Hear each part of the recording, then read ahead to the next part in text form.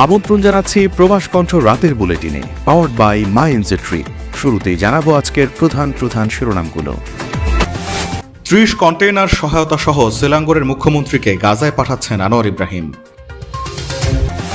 গণমানুষের তথ্য সহযোগিতায় বাড়বে ইমিগ্রেশন আইনের প্রয়োগের কার্যকারিতা, বললেন মহাপরিচালক।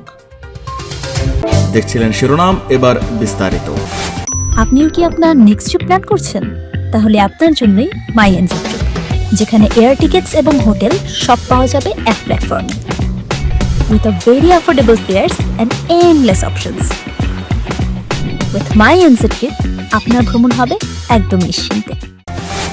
ফিলিস্তিনের অবরুদ্ধ গাজা উপত্যকায় মানবেতর পরিস্থিতিতে থাকা সাধারণ মানুষের জন্য মানবিক সহায়তার হাত বাড়িয়ে দিয়েছে মালয়েশিয়া। দেশের প্রধানমন্ত্রী দাতুশ্রী আনোয়ার ইব্রাহিমের নির্দেশে এই মিশনে নেতৃত্ব দিচ্ছেন সেলাঙ্গরের মুখ্যমন্ত্রী দাতুশ্রী আমির উদ্দিন শারি। সেলাঙ্গর মুখ্যমন্ত্রীর কার্যালয় থেকে দেয়া এক বিবৃতিতে জানানো হয়েছে, Malaysian consultative council of Islamic organization আয়োজিত এই মিশনের মাধ্যমে 30টি কন্টেইনারে 374 টন ত্রাণ সামগ্রী গাজায় পাঠানো হচ্ছে। বিবৃতিতে বলা হয়, আগামী 5 এপ্রিল মুখ্যমন্ত্রী আমির উদ্দিন শারির নেতৃত্বে প্রতিনিধি দলটি কুয়ালালামপুর ত্যাগ করবেন। তিনি কায়রোতে ত্রাণবাহী কন্টেইনারগুলোর নিরাপদ খালাস প্রক্রিয়া তদারকি করবেন। এছাড়া রাফা সীমান্ত পারাপারে তিনি একটি বিশেষ অধিবেশনের সভাপতিত্ব করবেন, যেখানে গাজা অবরোধের বিরুদ্ধে মালয়েশিয়ায় কঠোর অবস্থান পুনর্ব্যক্ত করা হবে। কায়রো সফর শেষে তিনি স্পেনের বার্সেলোনা বন্দরে যাবেন।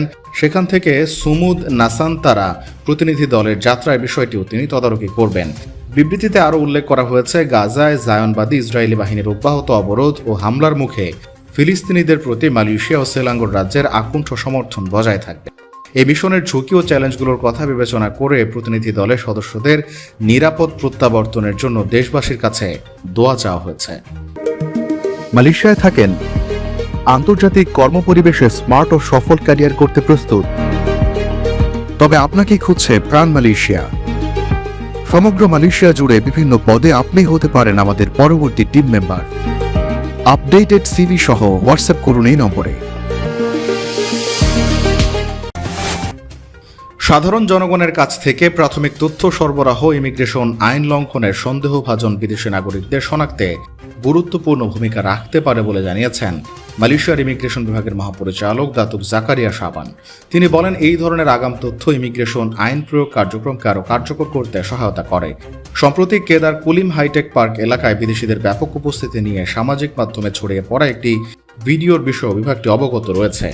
জাকারিয়া শাবান জানান, সঠিক ও ধারাবাহিক প্রাথমিক তথ্য পাওয়া গেলে ইমিগ্রেশন বিভাগ আরও বিস্তৃত গোয়েন্দা তৎপরতা চালাতে পারে এবং সুসংগঠিত কার্যকর অভিযান পরিচালনার পরিকল্পনা নিতে সক্ষম হয়। তিনি বলেন, এই পদ্ধতি শুধু অভিযানকে পরিকল্পিতভাবে পরিচালনায় সহায়তা করে না, বরং অভিযানের ফলাফলকে আরও নির্ভুল, লক্ষ্যভিত্তিক এবং সৎভাবে বাস্তবায়নে সহায়ক হয়।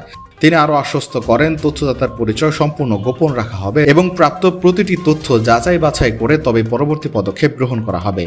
ইমিগ্রেশন মহাপরিচালক বলেন, দেশের নিরাপত্তা, জনশৃঙ্খলা ও সার্বভৌমত্ব রক্ষায় ইমিগ্রেশন আইন কঠোরভাবে বাস্তবায়নে বিভাগটি প্রতিশ্রুতিবদ্ধ।